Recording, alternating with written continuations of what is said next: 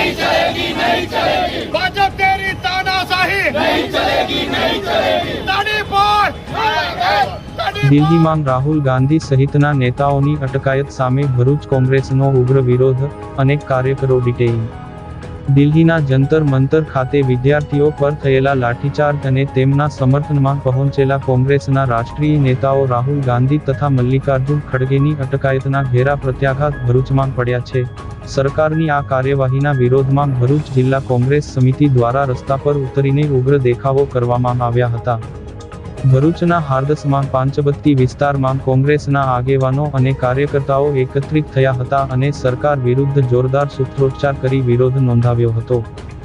દેખાવકારોએ વિદ્યાર્થીઓ પર થયેલી પોલીસ કાર્યવાહીની આકરી નિંદા કરી હતી અને કોંગ્રેસના નેતાઓની અટકાયતને સંપૂર્ણપણે અલોકતાંત્રિક ગણાવી હતી।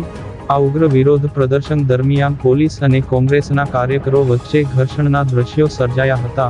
પરિસ્થિતિ વધુ વણસે નહીં અને કાયદો વ્યવસ્થા જળવાઈ રહે તે હેતુથી પોલીસે વિરોધ કરી રહેલા કોંગ્રેસી કાર્યકરોની અટકાયત કરી હતી।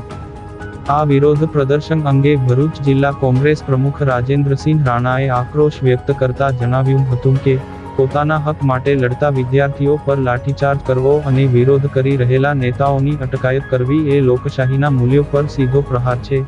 તેમણે સરકારની આ દમનકારી નીતિ સખત શબ્દોમાં વખોડી કાઢી આવી કાર્યવાહી તાત્કાલિક બંધ કરવાની માંગ કરી છે। સરકાર જ્યારથી આવી ત્યારે લોકોને જીવન જોખમમાં મૂકી દીધું છે। આ દેશનું યુવાધન બરબાદ થઈ રહેલું છે।